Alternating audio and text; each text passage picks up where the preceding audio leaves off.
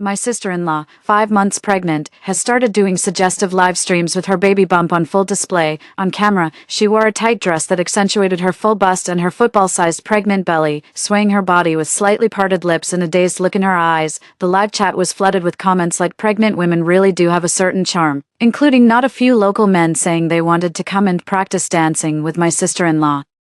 I advised her to stop doing this kind of stream, as it could easily attract people with bad intentions, but she told me I was worrying over nothing and was just jealous because I couldn't attract men like she could. Later, while my sister-in-law was live streaming outdoors, she was dragged into a grove by a rapist, she lost the baby, and my brother divorced her. Feeling sorry for her loss, I took her into my home. However, she blamed my jinxing mouth for her misfortune and stabbed me to death in my sleep. When I opened my eyes again, I had gone back to the moment she first decided to start streaming. Hesitantly, she asked me if it was a bad idea. I clapped my hands in encouragement. Sis, pregnancy gives you a certain glow. You'll be a hit as a streamer. When you're charging $1 million per ad, who cares what anyone else says?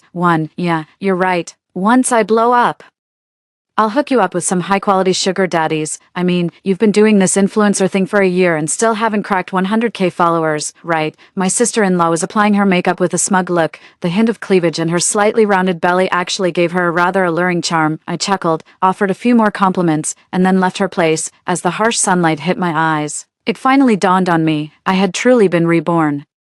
Right back to when my sister-in-law first started her live streams. In her previous life, my sister-in-law ignored her family's objections. On her live stream, she bared her chest while heavily pregnant, dancing in a vulgar manner and putting on a deliberately innocent expression. It was hard to watch, but it certainly drew a crowd. As expected, there's just something about a pregnant woman. Take it easy, mom-to-be. The baby's about to pop out. Who cares who the father is, bros? I'm seriously into this one. The live stream chat is flooded with these vulgar comments every single day. I've told her more than once, sis, you really should stop doing these suggestive streams. Just look at your comment section. It's full of men with dirty minds. If this keeps up, what if you attract some real creeps? But she just rolled her eyes and said dismissively, sounds to me like you're just jealous because you can't get a man's attention. Don't project your own filth onto everyone else. After that, she was practically live streaming around the clock, riding that massive wave of traffic. She landed countless ad deals and made an absolute fortune. My mother and brother completely reversed their previous opposition, now cheerfully helping my sister-in-law with her live streams every day. My brother even started cutting her clothes shorter and shorter, until she was left wearing nothing but her underwear. Not only that, he took over operating the camera himself, while signaling for her to sway her body more and more provocatively. He would zoom in on her face, chest, and pregnant belly, catering to the perverse desires of certain viewers. Watching the comments fill up with more and more local men declaring they would come to see my sister-in-law in person, I grew uneasy and urged her to quit this risque streaming. To my shock, she immediately told my brother. He slapped me across the face and threatened, if you try to talk your sister-in-law out of this again and cost me my income, I'll make you strip and go live in her place. A month later, I noticed a strange man lingering around my brother's house, his gaze fixed brazenly on my sister-in-law's retreating figure. I warned my sister-in-law to stay home these past few days, but she completely ignored me. She insisted on streaming outdoors, claiming she'd get more viewers that way. That night, while she was in the middle of her live stream, a man wearing a mask and a hat dragged her onto the back of a motorcycle. The next day, she returned home battered, bruised, and in a daze. My brother took her to the hospital, where the doctor said she had lost the baby. She had suffered inhuman abuse, and the trauma had left her severely shaken. My brother, ashamed that she had brought disgrace upon him, promptly divorced her. I felt sorry for her after she lost her child and took her into my home, but she blamed it all on my so-called jinxing mouth. While I was asleep, she stood by my bed with a knife. It's all your fault. If you hadn't kept saying I'd attract the wrong kind of attention, that rapist would never have taken me. Quinn, just die. As I stared in horror, she plunged the knife deep into my stomach. Remembering the gruesome way I was stabbed to death in my past life, I still can't stop trembling. After getting home, I took out my phone and stumbled upon my sister-in-law's live stream. The thumbnail featured a rather suggestive caption. Come on, sweetie, you're not falling for this. I clicked in. She was gyrating her body with effort. Under the dim, suggestive lighting, her swollen belly and pregnancy-enlarged breasts were unmistakable, sticking out her tongue in a faint act of innocence. She thanked some big brother for sending a virtual carnival gift. Sis, you're so captivating. Even I'm starting to fall for you. I sent her a voice message and then turned off my phone. In this life, I'll just watch coldly as my sister-in-law descends into hell. 2. Quinn, your brother wants me to stream in just my underwear. He says it'll get views. You've been in content creation for a while. Do you think that's okay? I was lying at home when I received a voice call and a few pictures from my sister-in-law. I clicked open the picture and looked. It was all photos of various lingerie. The sight of my sister-in-law's swollen belly combined with her deliberate, cutesy 10-out expression made me feel sick to my stomach. I rolled my eyes so hard they nearly got stuck in the back of my head, but I let out an exaggerated shriek. "Sis, you look stunning. Going live dressed like that is sure to get you massive traffic. You'll be a million-follower influencer in no time. Quinn, you always have such good taste. I'll just wear this for my streams from now on then."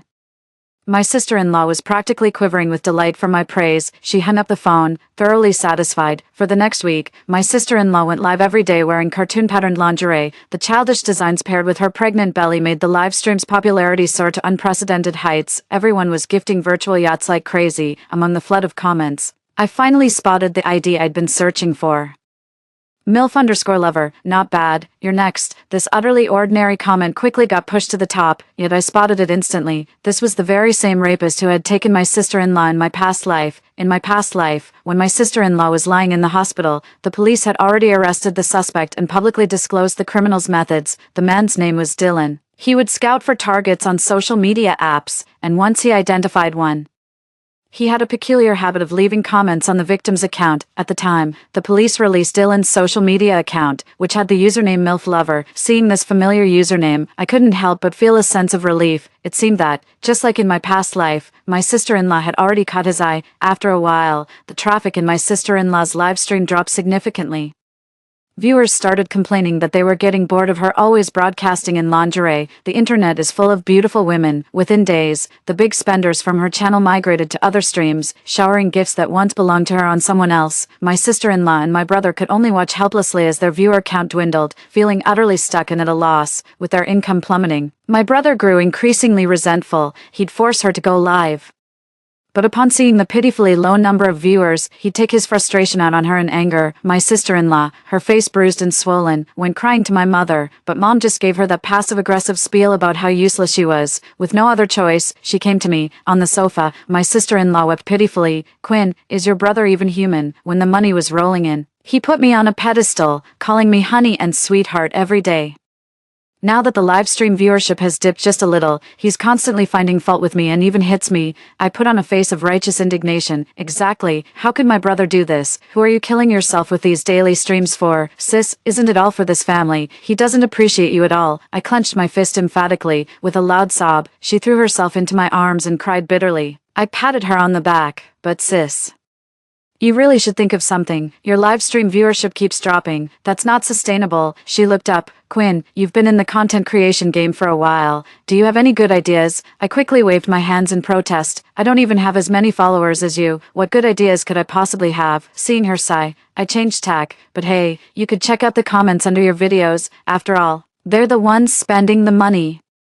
My sister-in-law seemed to have finally found her direction. She pulled out her phone and started scrolling through it. After a moment, she stopped crying and proudly showed me a comment. "Look, Quinn," she said, "this user named Mature Women Only is asking why I don't do outdoor live streams. I've decided, from now on, I'll broadcast outdoors. I'm sure I can get back to the top of the charts," my sister-in-law declared with conviction, and I smiled and nodded in agreement.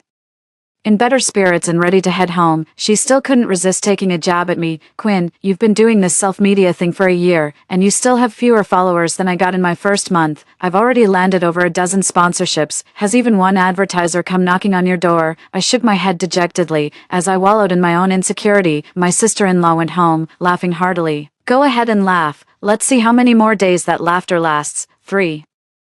Not long after, my sister-in-law excitedly posted a video announcing she was about to start an outdoor live stream. The news immediately piqued everyone's curiosity. People flooded the comments, promising generous tips if she really went through with the outdoor broadcast. My sister-in-law and brother were grinning from ear to ear reading the comments. They had prepared several outfits, planning for her to do outfit changes during her outdoor live stream, certain it would drive the big spenders into a frenzy of tipping. Watching my sister-in-law's giddy excitement, I couldn't help but sneer. "Go on, go ahead. Dylan is right there in the crowd waiting for you." Over the next few days, my sister-in-law held 3 consecutive outdoor live streams. Each one broke her previous viewership records, with an endless stream of viewers sending gifts and tips. My sister-in-law and brother had essentially hit the jackpot, making money hand over fist.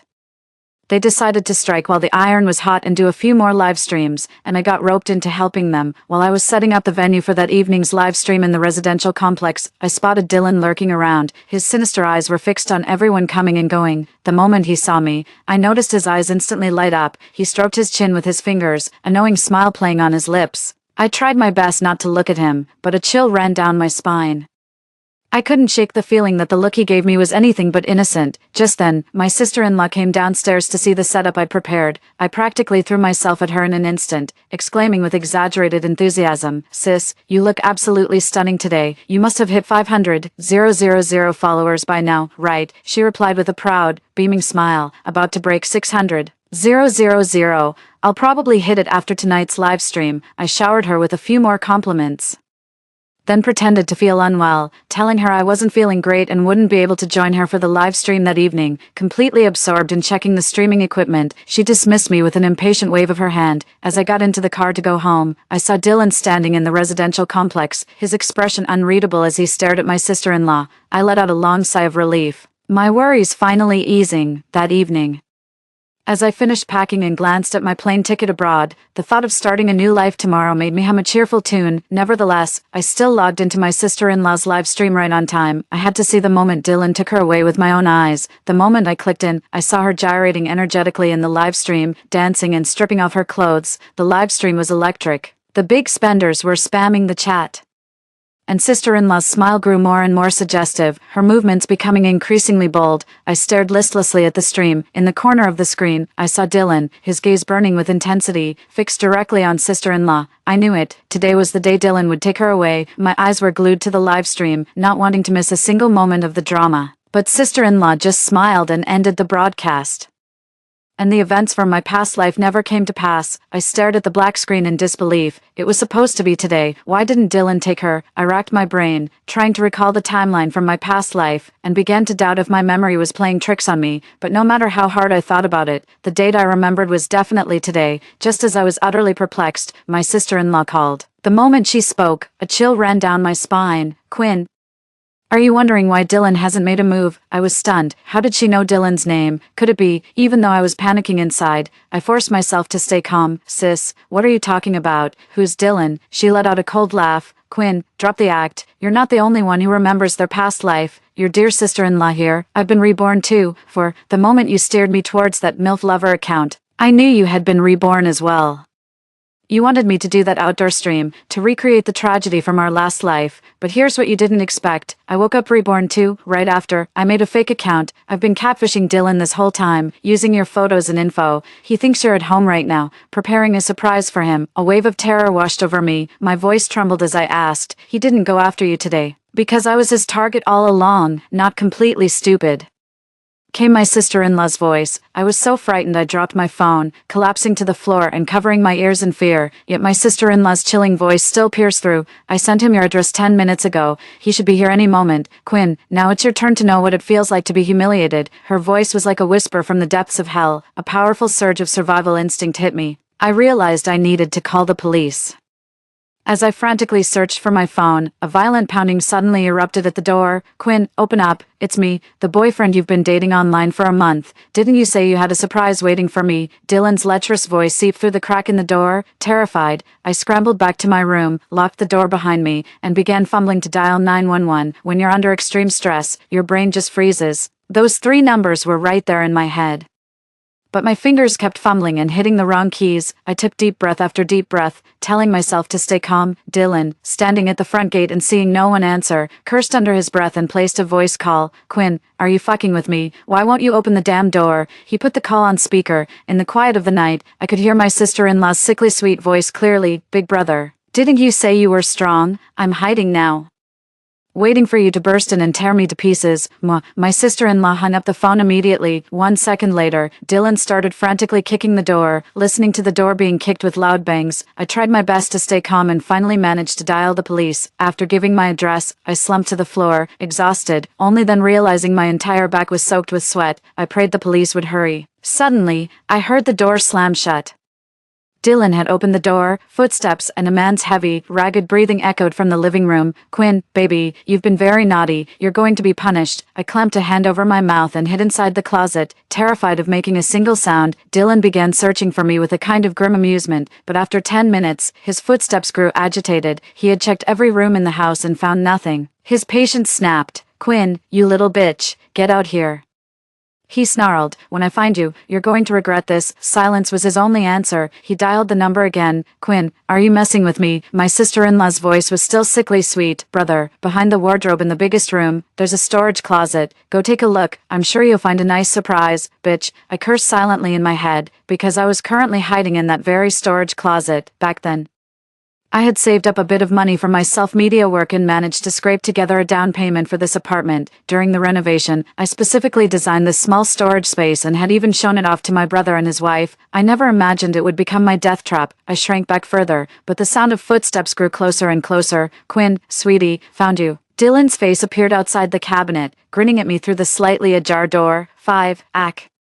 The next second, Dylan yanked me out of the cabinet by my hair. The searing pain of my scalp being torn made me grimace in agony. Struggling to pry his hand away, I shouted, "It wasn't me you were chatting with. It was my sister-in-law. You've got the wrong person." He intensified his grip. "I don't care who it was. Today, you're my prey." He hurled me onto the bed, then unbuckled his belt and used it to tie my hands behind my back. As he loomed over me, I warned him with a chilling calm, "Listen, I've already called the police. They'll be here any minute. Leave now. And I won't tell them a thing about you." He just scoffed dismissively, thinking I was bluffing, and went straight for my clothes. "We're in a normal relationship," he said. "The police can't interfere with a couple's private affairs." Ignoring my threats, he roughly tore my shirt apart. As his twisted face loomed closer, I shut my eyes, trembling with fear. Just as I was resigning myself to my fate, I suddenly heard a knock at the door. Realizing it might be the police, a flicker of hope reignited in me. I hooked my foot around the handle of the cup on the nightstand and slammed it onto the floor with all my strength. The cup shattered into pieces. I prayed the police would hear the commotion and break in, but this only enraged Dylan. He slapped me across the face, gripping my chin as he hissed, "Don't try to be clever with me. No one's coming to save you today." As he spoke, his hand brushed across my cheek. "If you make me happy today, I might let you go. If you displease me, I'll take you with me. You can imagine what's waiting for you then." I pretended to be scared and stopped resisting. The thought that the police were about to break down the door gave me a measure of comfort. Just as Dylan reached for my pants, I heard my sister-in-law's voice, a call from someone named Quinn. "She's my sister. She's having dinner with our mother right now. You must have the wrong person. Please, officers, you can go." My sister-in-law lied to the police at the door with a sweet smile. Desperate, I started screaming for help at the top of my lungs. Dylan was startled by me, recovering. He glared with vicious eyes and clamped his hands around my neck. My face turned crimson from the choking, but I still frantically threw everything I could grab from the bed onto the floor, hoping the police would hear the commotion and come to save me. At that moment, I could faintly hear my sister-in-law's voice trying to stop the police. "This is my sister's house. You can't go in. This is trespassing on private property. Just because you say you're the police, I'm supposed to believe you. Show me your identification. What if you're just burglars?" As my consciousness faded, I finally heard the sound of the door being pushed open. 6. When I woke up again, I was lying in a hospital bed. My mother was sitting by my side, wiping away her tears. "Mom." Seeing her, a wave of delayed fear washed over me, and I burst into tears. Mom brushed me off half-heartedly, and the first thing out of her mouth was to beg me to save my sister-in-law. "Quinn, your sister-in-law was taken in by the police for questioning.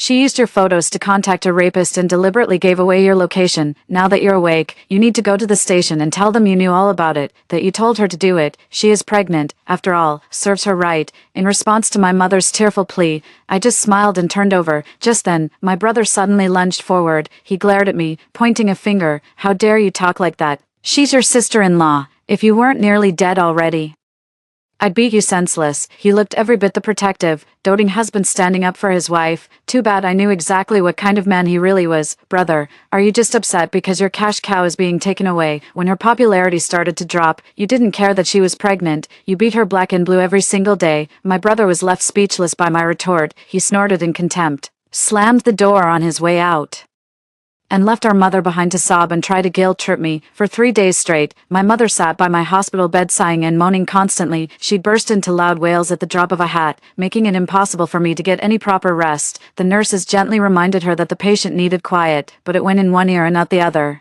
She was dead set on making my life miserable until my sister-in-law was released. That's why, the moment I was discharged from the hospital, I went straight to the police station. However, I didn't follow my mother's instructions to tell the police I had orchestrated everything. Instead, I submitted a letter of forgiveness. My sister-in-law was released after a stern warning, but the criminal record remains, my own form of punishment for her. Outside the police station, my sister-in-law looked much more weathered, yet she was still as haughty as ever. Quinn, don't think that just because you got me out, I owe you any gratitude. Afraid I'd get angry, my mother pulled her aside, exasperated. Daughter-in-law, are you stupid? The only reason you're out is because you're pregnant. Quinn made it clear she reserves the right to pursue legal action later, and you're still picking a fight with her. Aren't you afraid she'll have you thrown right back in? After Mom finished, my sister-in-law still wore a sour expression when she looked at me, but she didn't dare provoke me anymore, not wanting to deal with them any further. I headed straight home. A month later, I had mostly recovered. Dylan was sentenced to 20 years, and my sister-in-law went back to being a risque streamer. The colorful lights shone on her pregnant belly, and combined with her timeout gesture, it instantly set the live chat on fire. Gotta say, after watching so many streamers, pregnant ones just hit different. I move that she keeps dancing like this right up until she gives birth. Young married women are the GOAT. The sister-in-law swayed her hips with even more gusto, and gifts in the live stream kept pouring in. She thanked each of her big brothers one by one, when suddenly, a barrage of special effects left her speechless with shock. Someone had sent over a dozen of the most expensive special effects, each worth $10,000. In just a few minutes, the sister-in-law had received gifts worth over $100,000. Thank you all for the gifts. I'll be live again tomorrow at the usual time. Don't forget to show your support, like she just won the lottery jackpot. The sister-in-law hurriedly ended the live stream. That evening, my sister-in-law posted on her social media, showing off a picture of herself carrying a limited edition bag, with over a dozen luxury shopping bags at her feet. Scrolling through the photos, I laughed at her short-sightedness. Someone like her is bound to pay a heavy price sooner or later. For several days in a row, whenever my sister-in-law went live, that mysterious big spender would show up, gifting her presents worth tens of thousands each time. At first, she just streamed whatever she wanted, completely ignoring the comments. Later, she started cautiously asking the big spender what kind of content he wanted to see, terrified of losing her cash cow by making a wrong move. Strangely, despite my sister-in-law's gentle and earnest inquiries, my brother remained completely silent. He would show up in her live stream every day like clockwork, send an extravagant gift, and then vanish. A week passed like this, and then my sister-in-law suddenly announced that she would no longer be streaming, effective immediately. 7. Her account was instantly flooded with comments, all asking why she had quit streaming so abruptly. She pinned her own comment at the top. I only started streaming out of boredom during my pregnancy, not to make money. To be perfectly honest, I casually carry bags worth $100,000. Do you really think I need the cash? But the backlash was swift. Someone posted her previous chat logs where she was fawning over a wealthy fan for gifts. As the comments piled up, she simply deactivated her account. Just like that, she stopped her live streams. Yet, the photos she flaunted on social media were a blatant display of her extravagant lifestyle. In just 1 week, my brother took her on trips to several cities across the country and bought her a slew of luxury goods.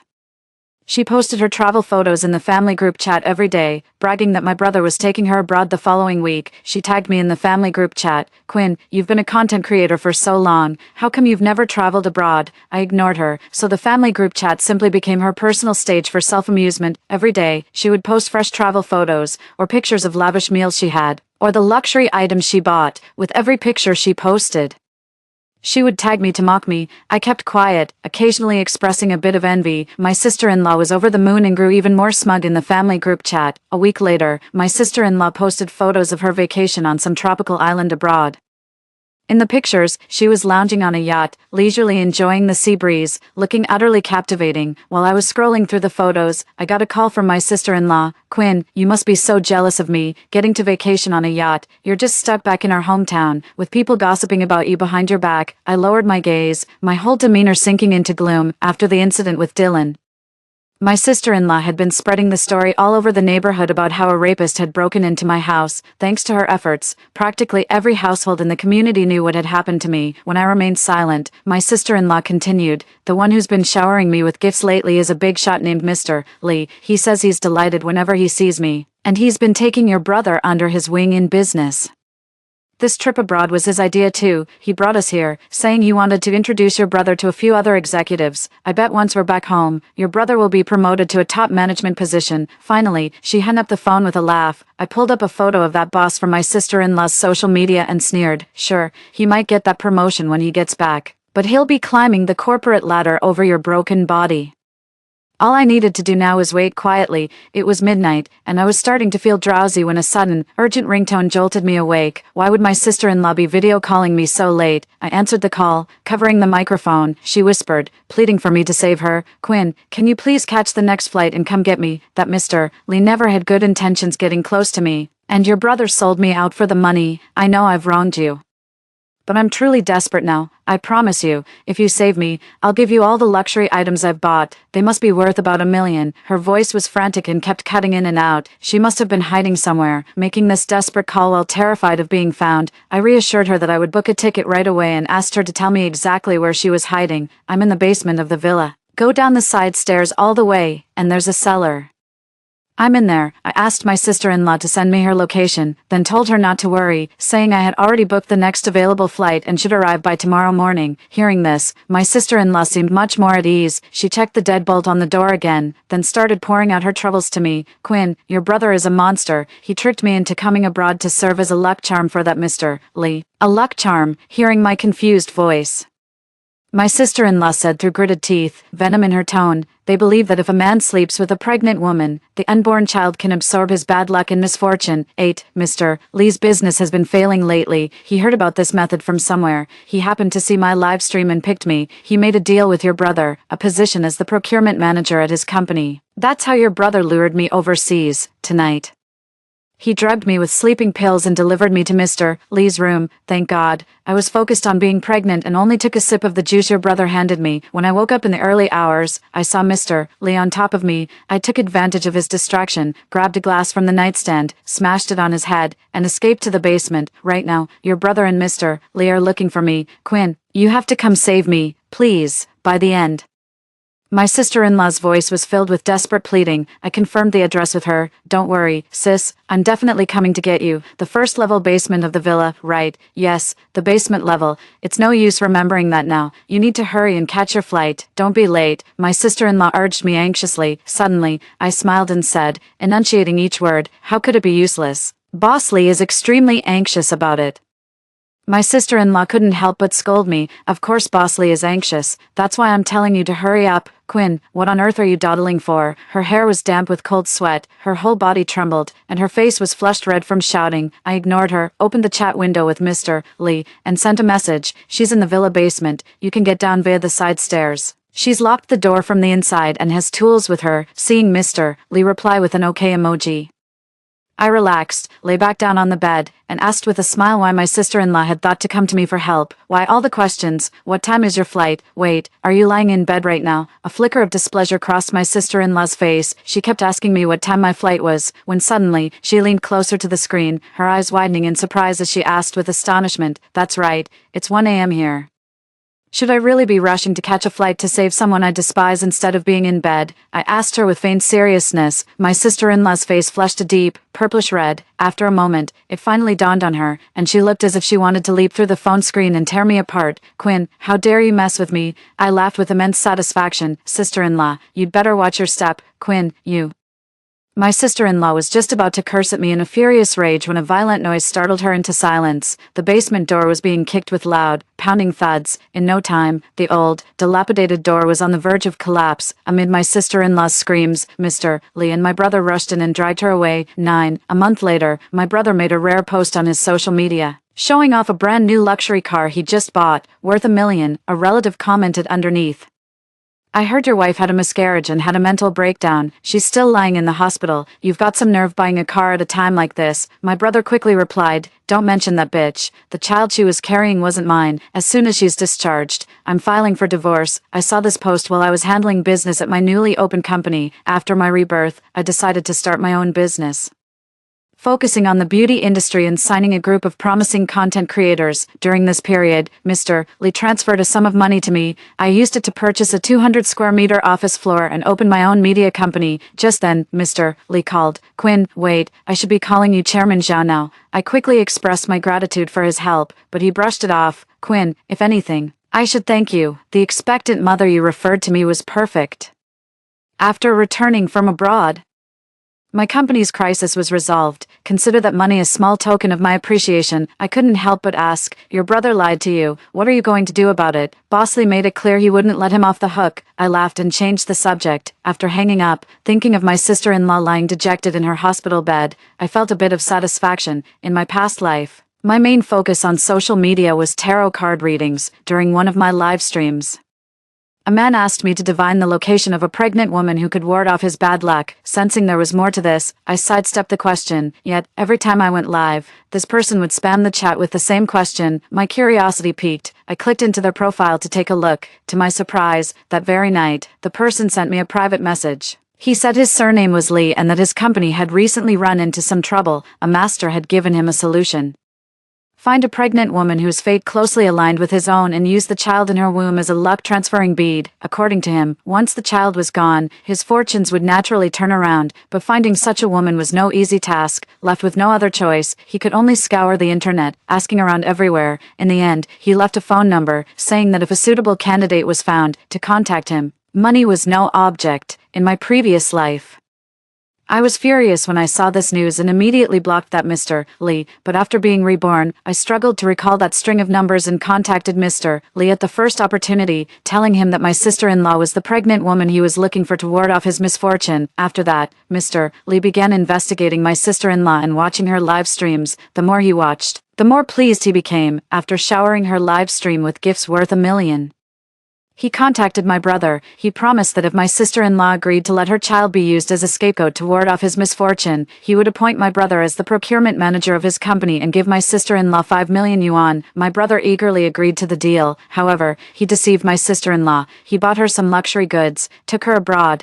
and planned to let Mr. Lee force himself on her without her knowledge. Afterwards, he would frame her for adultery, divorce her, and keep the 5 million all for himself. While abroad, Mr. Lee was caught off guard because my brother hadn't told my sister-in-law the truth. After she hit him and went into hiding, I helped him find her. Although he forcibly used the child to absorb his misfortune, he grew to resent my brother for the deception. I waited in silence for the day my brother would get his comeuppance. 10.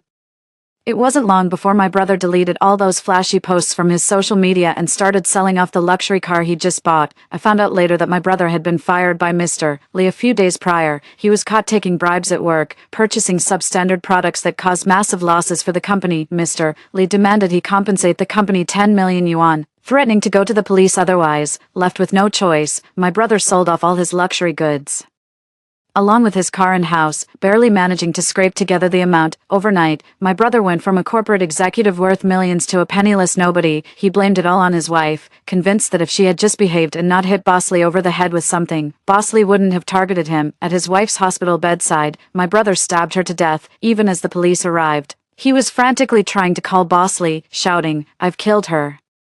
Now give me my job back." In the end, my brother was sentenced to death. My mother was utterly heartbroken and developed a severe mental illness. I had to admit her to a hospital. A year later, I went to visit Mom. She took my hand and asked where my brother was, and why he hadn't come to see her. Mom's memory was stuck 10 years in the past. Back then, my brother had just gotten into university, carrying all of Mom's hopes and dreams. I was just a wild girl obsessed with studying tarot cards, getting my ear pulled and scolded by Mom every single day. "Mom, you've forgotten," I said as I fed her. "He's away at university." "Oh, university. Well, we mustn't disturb him then. Quinn, you need to study hard too. You hear me?" My mother looked out the window and happily reminded me, "It's probably for the best if she stays in the world of 10 years ago." Story 2. During freshman military training, I was drenched in sweat, but my roommate Bianca deliberately used up all the water in the bathroom. She gave me a fake apology to my face. Behind my back, she told others I was some country bumpkin who didn't deserve to shower. The next day, I had to endure everyone's disgust while reeking of sweat. Later, she spread rumors that I had poor hygiene and even framed me for contracting an STD, which led to the entire school shaming me. The school also expelled me on the grounds of having an immoral private life.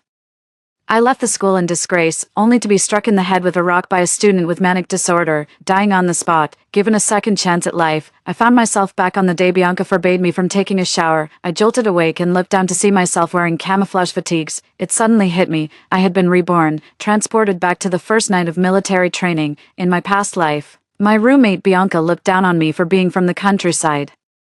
She deliberately stayed in the bathroom until the water was cut off, just to keep me from showering. She emerged from the bathroom covered in steam, playfully clasping her hands together to apologize to me. "Sorry, Mia, I didn't realize you hadn't showered yet." Yet in the middle of the night, she secretly mocked me with our other roommate Yvonne. A country bumpkin like her looks filthy and smelly anyway. Let's not let her dirty our bathroom. We'll force her to use the public showers instead. I heard everything, but since it was the start of the semester, I didn't want to stir up conflict, so I just kept it to myself. The next day, I showed up for military training reeking of sour sweat, and everyone gave me disgusted looks. Bianca used this to spread rumors that I was an unhygienic, slovenly mess. While I was out of the dorm, she dumped trash and empty takeout boxes on my bed, took photos, and posted them on the campus forum to shame me. Outraged commenters crowned me the trash queen. With that thought, I grabbed my toiletry basket, stood up, and marched over to kick the bathroom door open. Who's there? Bianca, who had been focused on her phone in the bathroom, was startled. She looked up, saw it was me, and demanded angrily, "You just kicked the door open while someone's showering. How can you country folks be so barbaric? What if I'd been exposed?" At this point, she crossed her arms defensively as if bracing for an assault, and warned me, "You're not interested in my body, are you? I'm telling you, if you dare try anything, I'll report you to the counselor for sexual harassment. Do you city folks bathe with your clothes on?" I gave her fully clad pajamas a once-over and asked coldly. Bianca froze, glanced down at the clothes she'd already put on, looked embarrassed, and could only scramble for an excuse. "I was just lucky to have gotten dressed right before you kicked the door in, or you would have gotten your way." I gave her a once-over from head to toe and let out a contemptuous snort. "What do you have that's even worth looking at?" My attitude made Bianca blush with embarrassment, and just as she was about to retort, I went in, grabbed her by the arm, and threw her out. "Hurry up and get out when you're done. It's my turn to shower." Before Bianca could even steady herself, I slammed the door shut with a bang. She jumped at the sound and started cursing up a storm outside. I just treated her like a rabbit stray, turned up the music, and blissfully enjoyed my shower. When I stepped out, Bianca launched into a fresh round of passive-aggressive remarks. "Mia, I heard people in rural areas like yours use well water or bathe in lakes. You probably haven't been able to get properly clean all these years, have you?" Yvonne chimed in from the side. "Exactly, you must be covered in bacteria. The bathroom is such a private space. What if you infect the rest of us? From now on, just use the public showers. We're all sharing this dorm, so you should be considerate of everyone else," Bianca commanded disdainfully while admiring her flashy nails. I scoffed, wondering where they got the sense of superiority to engage in regional discrimination. Besides, even though my family lives in the countryside, we reside in a spacious mansion. 10 years ago, our urban property was demolished, and we received $10 million in compensation. Our whole family loved the idea of returning to a pastoral life, so we moved back to our hometown and built a villa. The couple used their relocation compensation to start a business in the village, supporting rural revitalization efforts, which have now proven highly effective. I'm not one to show off, and my back-to-school outfits were always simple. I never expected that would become Bianca's reason to attack me. Hearing Bianca insult rural people like that made my blood boil, and I immediately fired back at her. "Seriously, you're a college student, shouldn't you know better? Instead of scrolling mindlessly on that cheap phone of yours, why not look things up? Hot water heaters have been common in rural areas for ages. You're acting like some clueless hick, and honestly, you're an embarrassment to hicks everywhere. And who are you to tell me where I can shower? The dorm is a shared space, and everyone has the right to use the bathroom. I've recorded what you just said, and if you keep hogging the bathroom like this, I'll report you for dormitory bullying and spreading rumors." They finally shut up, though grudgingly. When they saw I had evidence recorded, I rolled my eyes and was about to head back to my bunk when my phone suddenly rang. It was my dad. The thought of my previous life, how my secrecy toward my parents left them weeping over my lifeless body, their hearts broken for the rest of their days, fills me with a deep, aching sorrow. I quickly answered the call and made my way to the balcony, talking as I walked. "Dad, can you believe someone in our dorm actually said rural areas don't have water heaters? They really haven't seen much of the world." When Bianca heard me venting again, her expression twisted even more fiercely. Our other roommate, Yvonne, quickly stepped in to calm her down. Don't be mad, Bianca. Maybe this country bumpkin is just putting on a show to hide her shortcomings. Let's wait and see her true colors come out. Yvonne had already received plenty of favors from Bianca at the start of the semester, so she was in cahoots with her from the get-go. Listening to their conversation from the balcony, I smirked to myself. I was curious to see what kind of trouble they could stir up. The next morning, we had to get up bright and early for military training. I was sitting at my desk doing my skincare routine when Bianca came over. Unlike her arrogant demeanor from last night, she spoke to me with a warm and friendly tone. Mia, it's so sunny today. You really need to protect your skin. Here, use this sunscreen. It's a high-end brand and works really well. I glanced at the sunscreen in her hand and scoffed inwardly. Wasn't this the shady domestic product that got slammed online recently? Quite a few people ended up with skin reactions after using it. Did Bianca really think I live under a rock? I took one look, turned away, and refused with complete indifference. No thanks, I brought my own sunscreen. With that, I pulled out a high-end sunscreen from my makeup bag and started applying it. Bianca's eyes instantly widened. Is that Yves Saint Laurent? She then shook her head and let out a mocking laugh. Mia, you really are a vain country girl. Can't afford the real thing so you use fakes, and you don't even care about ruining your skin. I glanced at the sunscreen in her hand and said with a smirk, seems to me you're hardly in any position to worry about my skin, too. Bianca guiltily pulled back the hand holding the sunscreen. Seeing her embarrassment, Yvonne immediately jumped to her defense. Mia, have you no shame? Bianca kindly gave you sunscreen and warned you about using counterfeit products. Not only did you show no appreciation, but you also made sarcastic remarks. You country folks really have no manners. I rolled my eyes. You city people have such great manners, giving your roommate cheap, low-quality sunscreen. Seeing that I was completely unreceptive, Bianca immediately snatched the sunscreen from my hand and shoved hers into it. Mia, just listen to me for once. I'm only saying this for your own good. You won't look pretty with a sunburned, damaged face.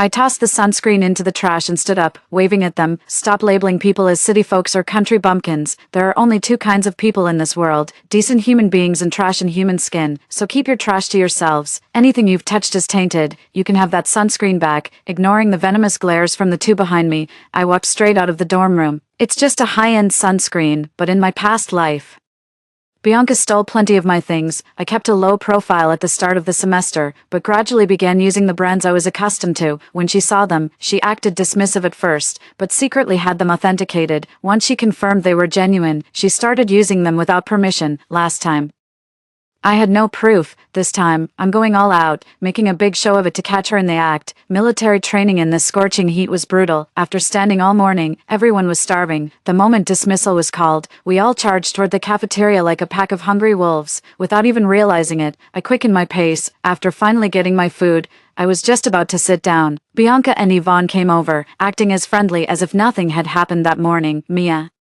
let's eat together as roommates. With that, Bianca sat down beside me, and a pungent mix of cheap perfume and sweat hit my nostrils. I was instantly nauseated and lost most of my appetite, but not wanting to make a scene in public, I just frowned and endured it. Yet Bianca and Yvonne were completely oblivious to my discomfort, chatting and laughing loudly while eating next to me, utterly grating. I quickly finished my meal, stood up, grabbed my tray, and made a swift exit. Yvonne called out to me.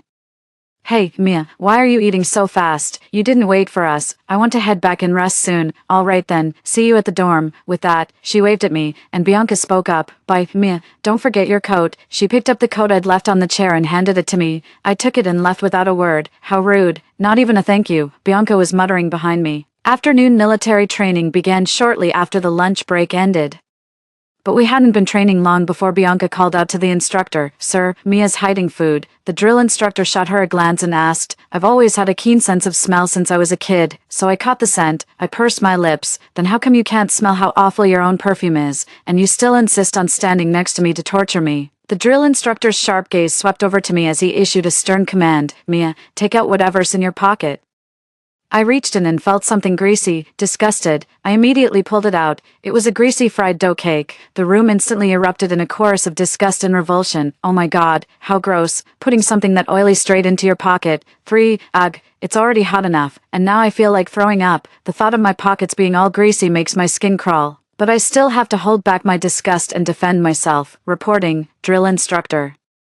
I never put this thing in my pocket. Then how did it end up in your pocket? The drill instructor made it clear. Bringing any food to military training is strictly forbidden. Mia, this is a violation of the rules. Bianca was adding fuel to the fire, but I ignored her and addressed the instructor directly. I swear I didn't hide that pancake. Instructor, if you don't believe me, we can check the cafeteria surveillance footage. When I mentioned checking the cameras, Bianca froze, and Yvonne, standing beside her, tugged at her hand and spoke sarcastically. Mia, you dare to act but not own up to it, dragging the instructor into checking the cameras. Really, when the truth comes out, it'll only backfire on you. Hearing Yvonne's words, the instructor also felt that checking the surveillance footage was making a mountain out of a molehill, so he made a swift decision. Mia, the evidence clearly shows you brought in outside food. Since it's your first offense, I'll go easy on you. Just run 10 laps around the field for 2 days as a warning. Instructor, military discipline is about fairness and strictness. You're our leader, the one we trust most. I believe you wouldn't wrong any of us, so I hope you'll review the footage with me to clear my name. That one remark put the instructor in a tight spot. The instructor was genuinely exasperated.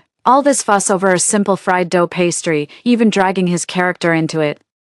But as a soldier sworn to protect the nation and its people, he couldn't just wrongfully accuse someone, especially a student like me, so he reluctantly agreed. All right, we'll do it your way. Let's check the surveillance footage. Seeing that the instructor and I were actually going to review the footage, Bianca turned pale, pinched Yvonne hard, and muttered under her breath, "This is all your terrible idea. What do we do now?" Yvonne was also terrified.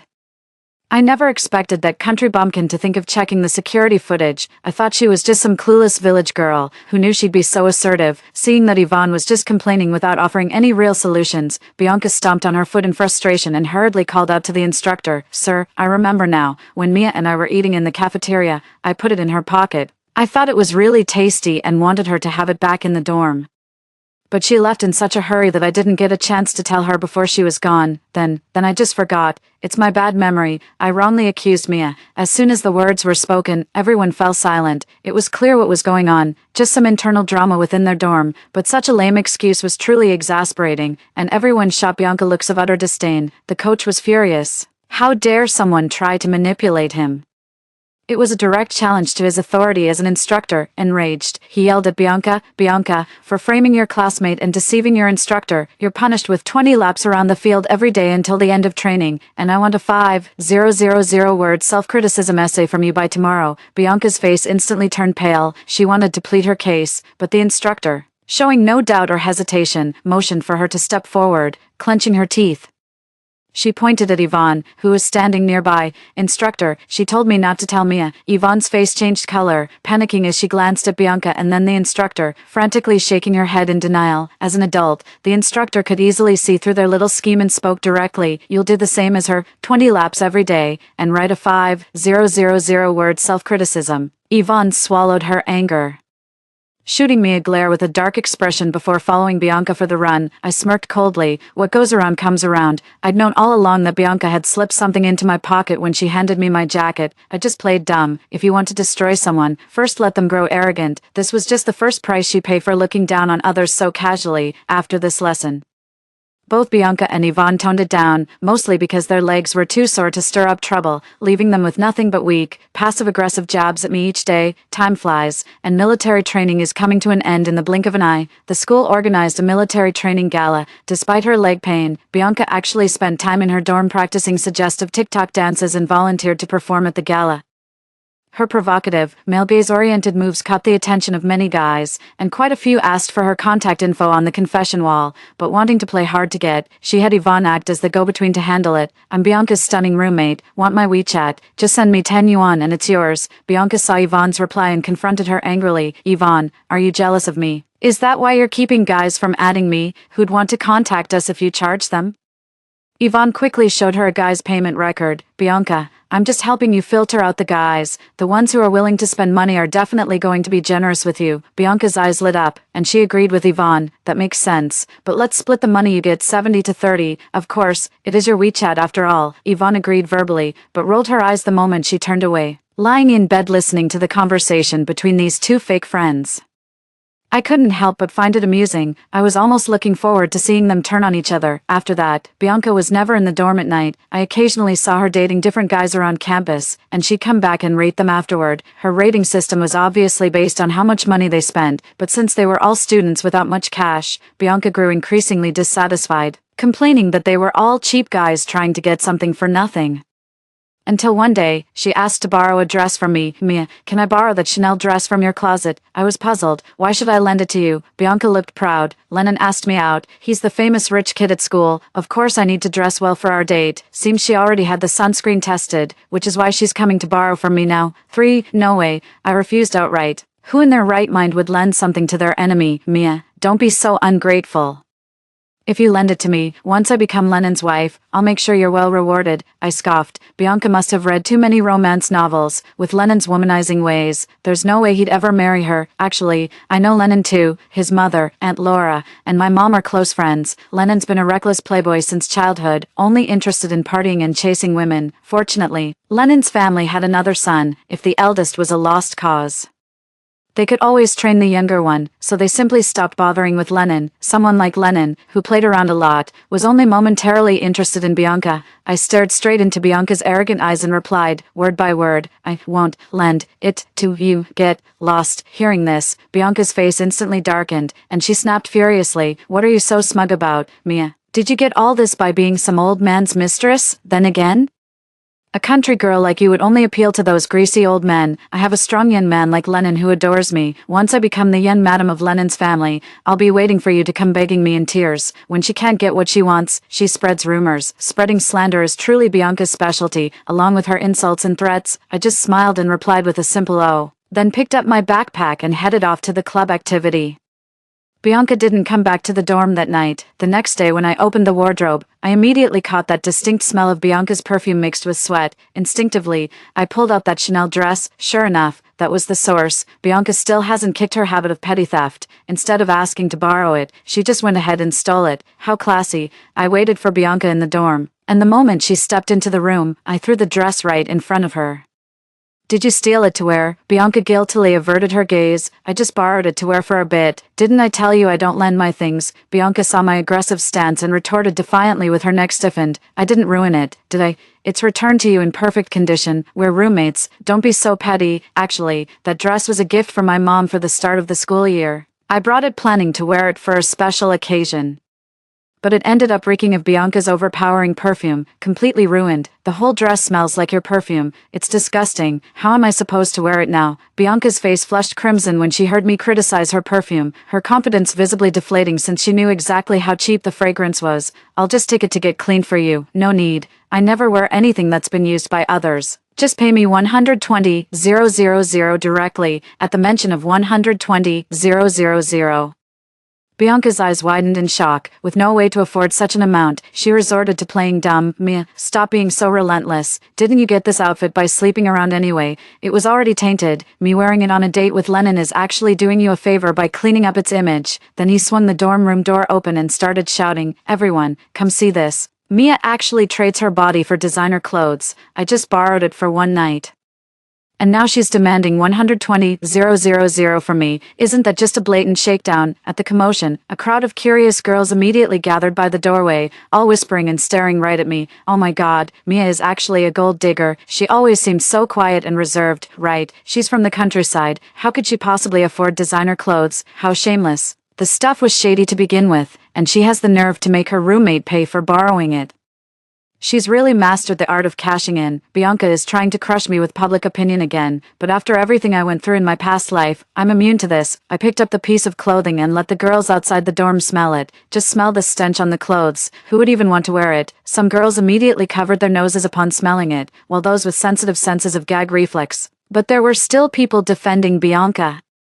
It's still wearable after a wash, you know, this is my clothing. Of course you wouldn't feel comfortable wearing it again. Besides, this was a gift from my mother. Don't just take her word for it without proof. Does she have any evidence? How did you know? With that, I showed the payment record I'd asked my mom for, signed with her name, Linda. I then pulled up a photo of the household register, where the field for my mother's name clearly read Linda. Bianca's eyes flickered with panic when she saw my evidence, but she still defended herself with faint confidence. For all I know, you could have photoshopped it. Fine, I'll call the police and report you for both slander and theft. Let's see who's right when the authorities investigate. Bianca's face instantly turned pale upon hearing this. And she exclaimed loudly, Mia, don't make a mountain out of a molehill. Is it really necessary to call the police over a piece of clothing? Then you'd better pay me back the 120,000, or I'm calling the police. Fine, I'll pay you back in a couple of days. You have 3 days to return the money. If you don't, I'll file a report. Everyone here is a witness, and I've recorded this conversation. Bianca nodded and slunk away under the scornful gazes of the crowd. Only then did the girls who had gathered to watch the drama start apologizing to me one after another. A deep melancholy settled in my heart. These apologies had cost me a lifetime. For the next 2 days, Bianca didn't return to the dorm. It wasn't until the third evening that she finally returned to the dorm, carrying a bag with a clearly recognizable luxury logo, and she couldn't help but show it off. Lennon really likes me, you know. He said he felt bad seeing how hard I work every night. So he told me to go pick out anything I wanted at the mall. With that, she pulled out a Hermes bag. This bag is the latest model and super expensive, over 100,000. When Lennon saw how much I liked it, he just went ahead and bought it for me right then and there. I caught a glimpse of that bag out of the corner of my... It looked so familiar, like the one Aunt Laura carried a few years ago. Seems Lennon swiped another one of her rarely used luxury items to gift someone. Meanwhile, Yvonne remarked with envy, wow, Lennon treats you so well. Looks like Bianca's going to be Lennon's wife someday. Bianca immediately giggled shyly. Oh, it's still up in the air, but it won't be long now. When the time comes, Yvonne, you can be my assistant. I'll pay you handsomely. At this point, Bianca looked at me. As for those ungrateful country bumpkins, I'll make sure they can't survive in City A, starting with the first one. Open up Alipay. I'm transferring the 120,000 yuan back to you. I silently took out my phone and let her scan the code. Bianca actually transferred 120,000 to me. I was a bit suspicious about where her money came from. Lennon had to steal from his mom just to impress girls, so why would he be so generous with Bianca? Could it be that Bianca... I suddenly remembered something and opened WeChat to message Aunt Laura. Aunt Laura, check your closet right away. See if anything's missing. A moment later, a reply came through. Mia, my jewelry and bags really are gone. That no-good Lennon must have taken them to impress some girl. Just wait till he gets back. I'll give him a piece of my mind. Thanks for the heads up, Mia. Come over with your mom for dinner sometime. Got it, Aunt Laura. Red heart. Seeing me glued to my phone and ignoring her, Bianca grew even more furious, noticing the Apple ecosystem on my desk and the designer pajamas I was wearing. Her face twisted with envy as she spoke in a sarcastic tone. Mia, your mom is so wealthy. Could it be that she's some rich man's mistress, leaving you alone in the countryside while she lives it up, only buying you things once in a while? Honestly, that's just pathetic. You can talk trash about me all you want, but now you're insulting my family too. You're really pushing all my buttons. I stood up and slapped her right across the face. Bianca, not everyone has to rely on a man for money like you do. Bianca covered her face in disbelief. How dare you hit me? Do you have any idea who I am? I'm going to be Lennon's wife. Just you wait. I'll have Lennon send someone to finish you off. She lunged at me, flailing wildly to fight back, but I swiftly grabbed her wrist and twisted it. She immediately yelped in pain. Seriously, all those boxing lessons I took weren't for nothing. Even as I took her down, I couldn't resist quipping. Hey, lady, we live in a society with laws. Do you really think Lennon's family is some all-powerful mafia from a cheesy novel? Get a grip. Besides, if Lennon dares lay a finger on me, Aunt Laura will be the first to beat the crap out of him. I only let go after I felt I'd tortured her enough. Bianca rubbed her sore wrist and snarled viciously. Even if I can't kill you, Lennon has 100 ways to make you suffer. You'll pay for what you did today. You're delusional if you think Lennon sees you as anything more than a booty call. Bet you anything he'll ask for all those gifts back within days.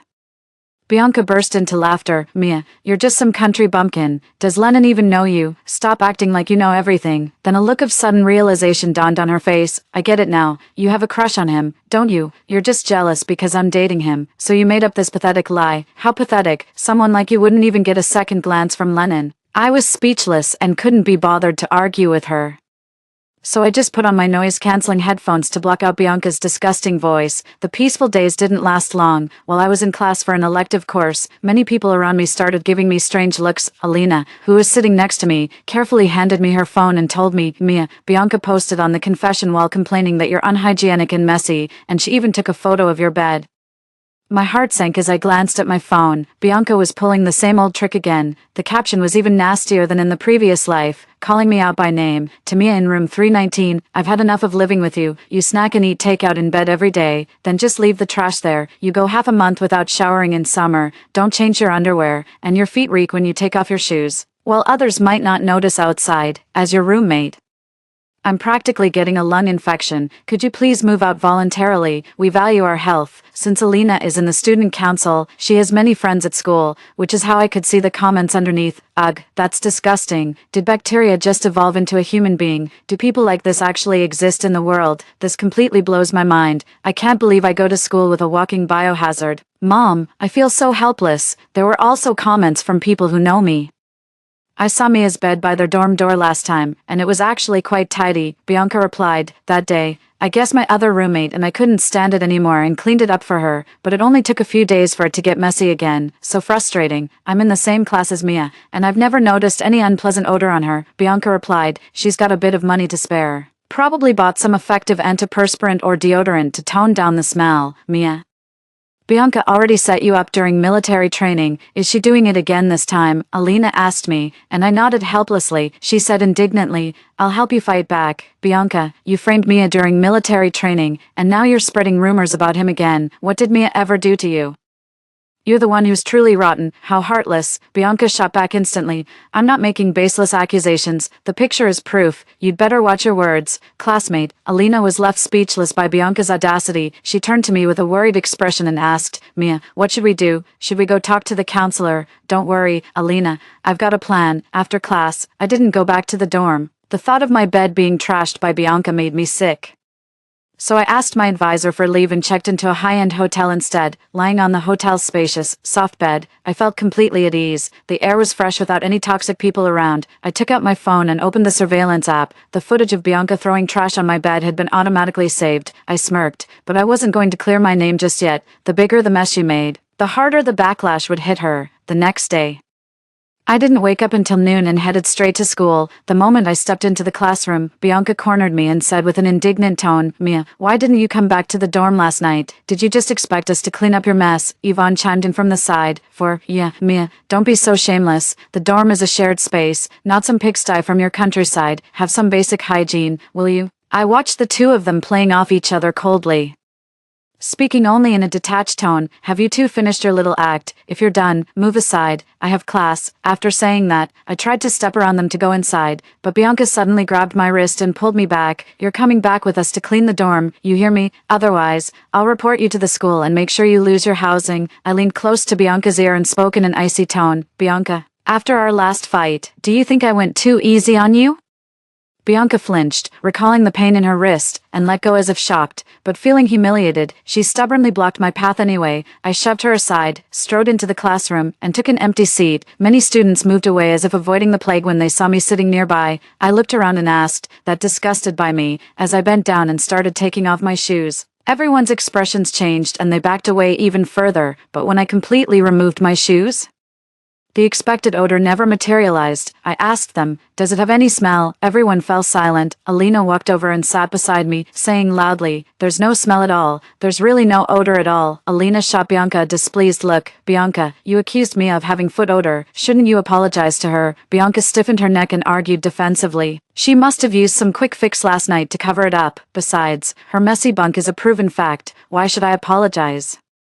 I leisurely put on my shoes, wiped my hands with a wet wipe, and spoke at a measured pace. The innocent will be vindicated, the guilty exposed, the truth will come to light eventually. I looked straight into Bianca's guilty eyes and gave a mocking smile. After class, I returned to the hotel and ran into Lennon in the lobby, who was all over his new girlfriend in a display of affection. When he saw me, he leaned in to whisper something to the girl, then let go of her and walked over. He said with a teasing grin, well, if it isn't little Mia, fancy running into you in a place like this. He deliberately emphasized a place like this, his tone dripping with implication. His term of address gave me goosebumps. Not everyone is as promiscuous as you, Lennon, okay. I glanced at the hostile girl behind him with utter disdain. Lennon scoffed, well, I wasn't messing with you, so why'd you go tattle to my mom? Looks like Aunt Laura's parenting is lightning fast. She already gave you a talking to. Your ex-fling messed with me, so I had to borrow a knife to kill someone. Who? Your roommate, Bianca. Lennon burst out laughing. I heard about it too. How could someone like you, Miss Mia, get played like that? Yeah. I was such a naive pushover in my past life that I actually got myself killed. Just thinking about it makes me annoyed. I waved my hand dismissively. Enough with the chit-chat.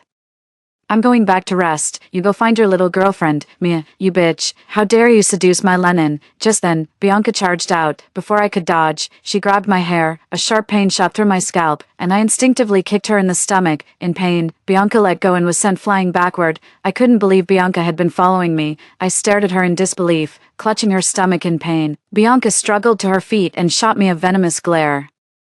So this is why you've been avoiding the dorm, Mia, sneaking around with Lennon behind my back. I threw my hands up in protest, crying out my innocence. You can call me messy, Bianca, but accusing me of sleeping with Lennon, that's a curse waiting to happen. Lennon, who had been watching from the sidelines, was left speechless and glared at me with gritted teeth. Mia, did you dip your tongue in poison or something? I ignored him and moved to press the elevator button. Eager to escape the conflict, unfortunately, Bianca kept pestering me relentlessly, and I was starting to get annoyed. Lennon, clean up your own mess with these flings, or I'll have even more to report about you. He finally stepped up to me, pushed the shrewish Bianca aside, and said coldly, Bianca, have you saved up enough money yet? How dare you show your face around me, saving money? My ears perked up. It seems Aunt Laura ordered Lennon to reclaim everything.